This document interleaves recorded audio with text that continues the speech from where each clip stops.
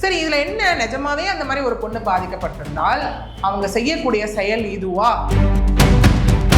ரெண்டாவது, அந்த வீடியோல நம்ம பார்த்தோம் அப்படின்னாலே ஒரு அன்யூஷுவலா எதுவுமே நடந்த மாதிரியே இல்லை. இங்க நீங்க சொன்ன அந்த பாயிண்ட் இன்னும் ப்ரூவ் ஆகவே இல்லை ஆக்சுவலி. ஓகே, அந்த பெண் போய் தூண்டி இருக்காங்க, அந்த ஆண் பண்ணியிருக்காருன்ற எதுவுமே இன்னும் ப்ரூவன் கிடையாது.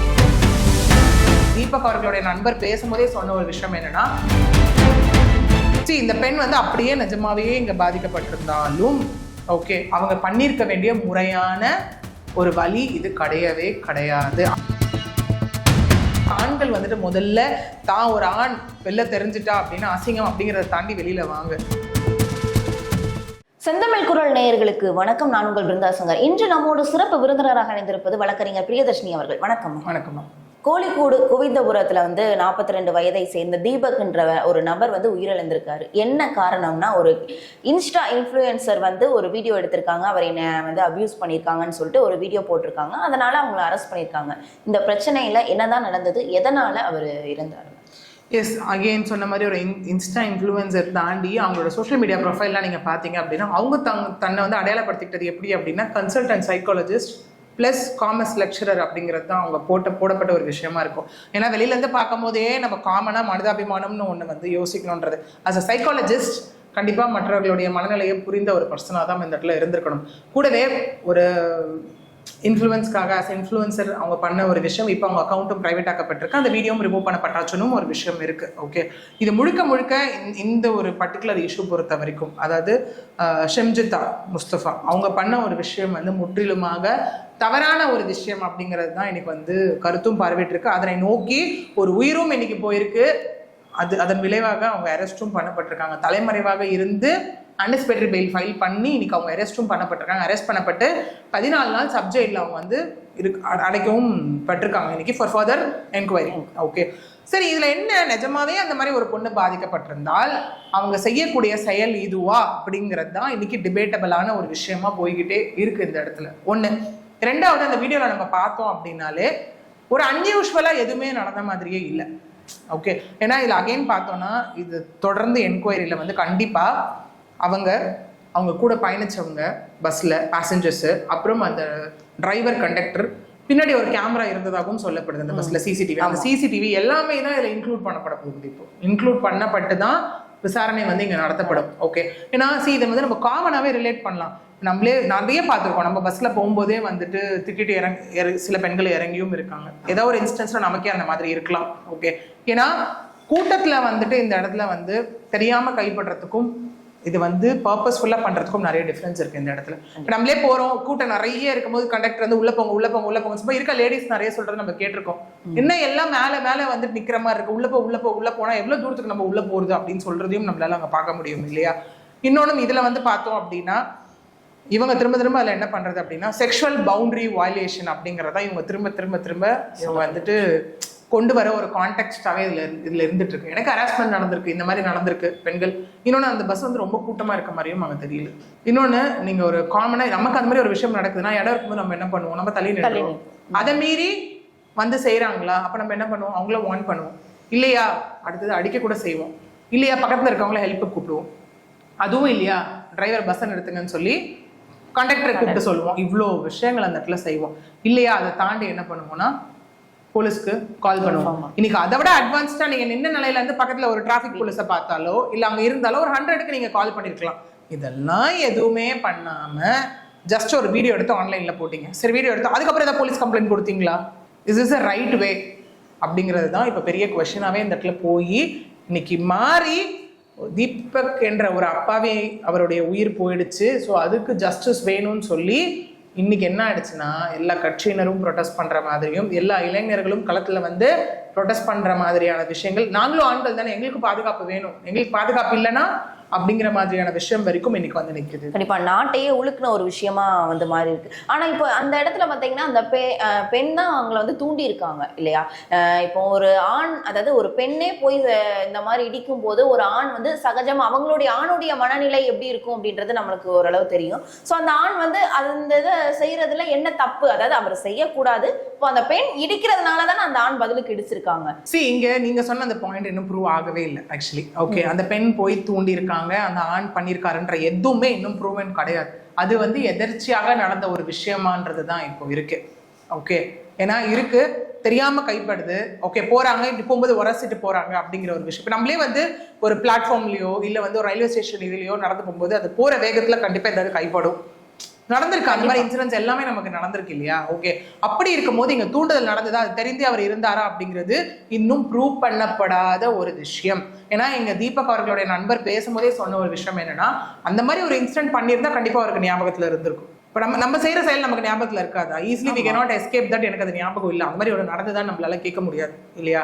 அந்த மாதிரி ஒரு செயல் அவர் செய்தாரா, செஞ்சிருந்தா அவர் நினைவுல இருந்திருக்கும். கூடவே அவர் இதை பார்த்துட்டு ரொம்ப மன உளைச்சலாகி நம்ம உடனடியாக ஒரு அட்வொகேட்டை பார்த்து நம்ம வந்து ப்ரொசீட் பண்ணணும் அவர் என்கிட்ட சொன்னாருன்னு அவர் சொல்றாரு. அவர் மேல தப்புன்னு அவருக்கு தெரிஞ்சிருந்தா அவர் ஏன் போய் ப்ரொசீட் பண்ணணும்னு சொல்லணும் அந்த இடத்துல? கண்டிப்பா.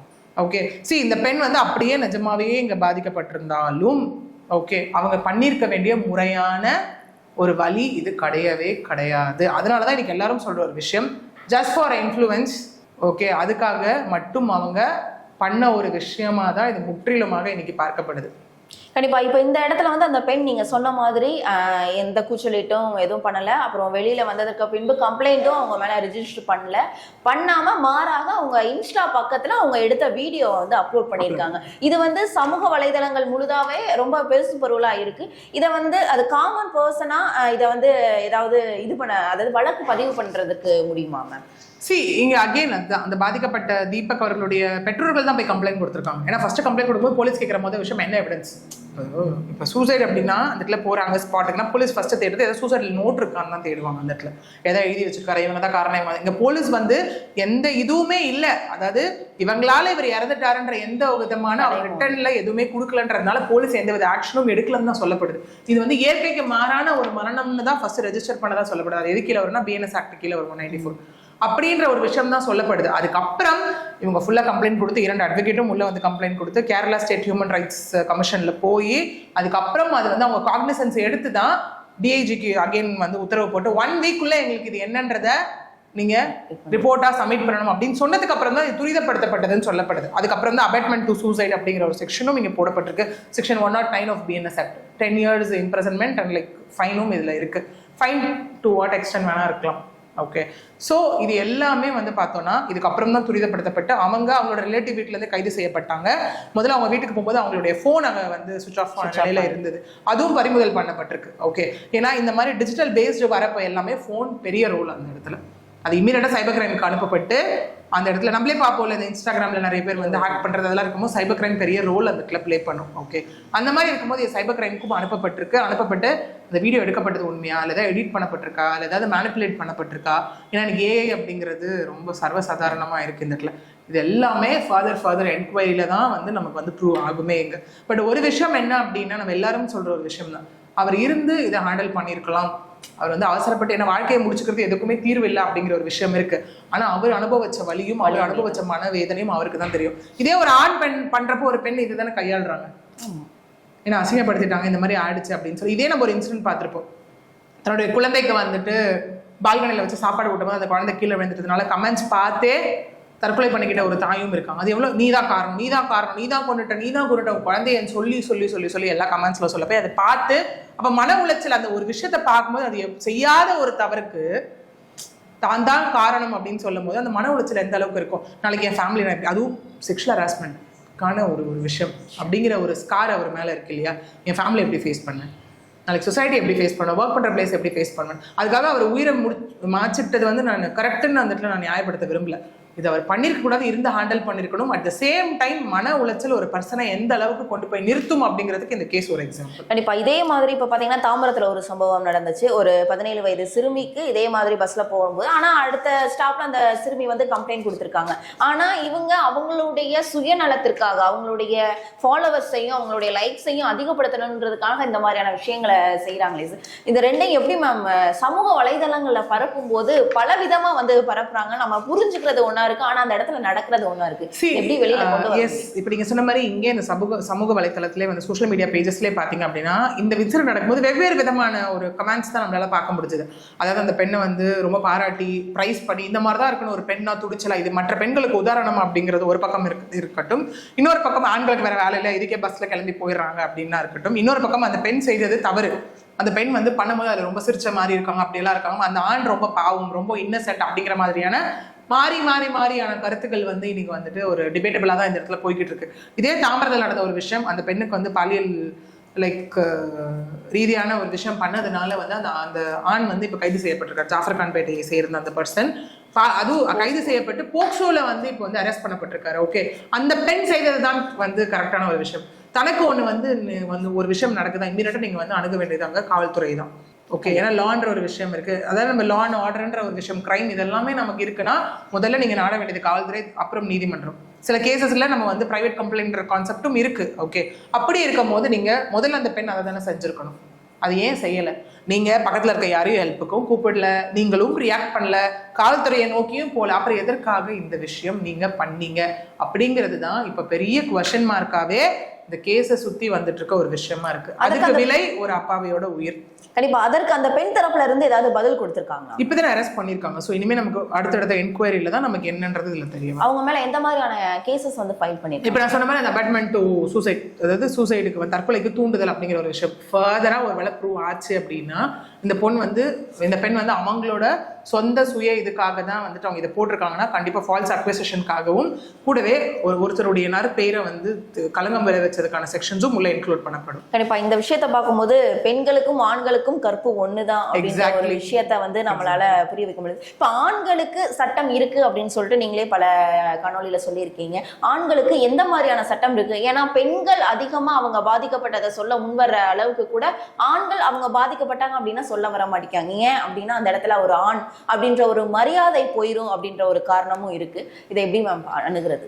எக்ஸாக்ட்லி அதே ஒரு விஷயம் தான். ஆணுக்கு ஒரு விஷயம் நடந்தாலும் அது வந்துட்டு தப்பு தான். அகெயின் அது வந்து ஒரு லா பாயிண்ட் ஆஃப் வியூல காவல்துறையாலேயோ நீதிமன்றத்தாலேயோ சரிசமமாகத்தான் நாங்கள் பார்க்கப்படும். எந்த வித சலுகைகளும் கொடுக்கப்படாது. ஐயோ பெண்ணு பாவம்பா அப்படிலாம் கொடுக்கவே படாது. நமக்கே ஹிஸ்ட்ரியில நிறைய கேசஸ் இருக்கு, நம்மளும் அதை பத்தி பேசியிருக்கோம். ஒரு பெண் தவறு செய்தாலும் அது தவறு தான், அவங்க அரெஸ்ட் பண்ணப்படுவாங்க, அவங்களுக்கு உச்சபட்ச தண்டனையாக டெத் பெனால்ட்டி வரைக்கும் கூட கொடுக்கப்படும் அப்படிங்கிற ஒரு விஷயமும் நம்ம வந்து பார்த்துருக்கோம் இல்லையா?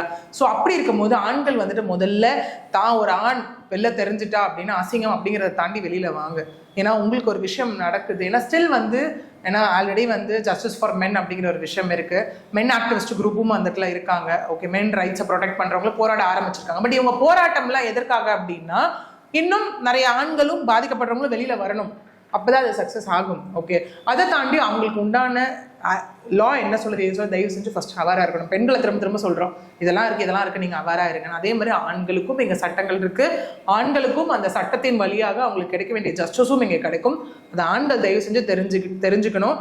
கூடவே தனக்கு ஒன்று நேர்ந்தாலும் அது தவறு தான், தானும் பாதிக்கப்பட்டிருக்கேன் அப்படிங்கிறத தயவு செஞ்சு முதல்ல வெளியில் வந்து சொல்லுங்கள்.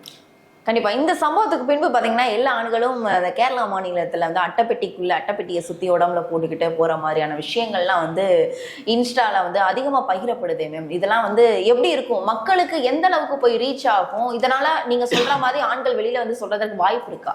இங்க ஒரு விஷயம் தான். நீங்க இப்போ நம்ம ஒரு கட்டத்துக்கு அப்புறம் நமக்கு என்னாச்சு, மீம்ஸ்ல ஒரு விஷயம் சொன்னா ஈஸியா ரீச் ஆக ஆரம்பிச்சது இல்லையா? அதுக்கப்புறம் வீடியோஸ்ல பண்ண முடியாததை கூட சித்தரித்து ஏஐல பண்ணும்போது ஈஸியா போய் ரீச் ஆச்சு. இதுக்கும் வந்து அந்த பெண் ஒரு ஏஐ வீடியோவும் இப்போ வந்து வெளியில வந்திருக்கு. ஓகே, அந்த பெண் வந்து நான் லைக்ஸ்க்காக தான் பண்ணிட்டேன் அப்படின்னு சொன்ன மாதிரியான ஒரு ஏஐ வீடியோவும் வந்து இதுல அந்த ஆணுடைய வீட்டில் எல்லாம் பார்த்துட்டு ஒரு குழந்தையும் மாமா அவங்களை வீடியோவில் பார்த்தேன் அப்படின்னு சொல்லும் போது அவர் ஒரு வீடை வந்து முடிச்சுக்கிற ஒரு விஷயம் ஏஐ வீடியோவா இப்போ அவேர்னஸ் வீடியோவா வந்து வெளியில வந்திருக்கு இல்லையா? ஸோ இங்க ஆண்கள் அகெயின் அந்த மாதிரி ஒரு விஷயத்த பண்ணி அந்த அட்டைப்பெட்டியா இருக்கட்டும், சுத்தி கேமராவா இருக்கட்டும், முள் செடியா இருக்கட்டும், சுத்தி வந்து அந்த முட்கள் வச்சுட்டா இருக்கட்டும், எங்களுக்கும் கற்பு இருக்கு அப்படிங்கிற ஒரு விஷயத்த வந்து திரும்ப ரெஜிஸ்டர் பண்ற ஒரு விஷயமா தான் இந்த மாதிரியான ஒரு ப்ராசஸ்ல அவங்க இறங்கி இருக்கிறத நம்ம பார்க்கலாம். கண்டிப்பா இந்த கேரளா மாநிலத்தில் இந்த கோழிக்கூடுன்ற இடத்துல நடந்த சம்பவம் அதாவது நாட்டையே உலுக்கிய சம்பவமா இருக்கு. இந்த சம்பவத்துல வேற எந்த மாதிரியான திருப்பங்கள் வருது அப்படின்றத பொறுத்திருந்து பார்க்கலாம். இந்த சம்பவம் தொடர்பாக பல்வேறு விவரங்களை எங்களோட பகிர்ந்தமைக்கு நன்றி.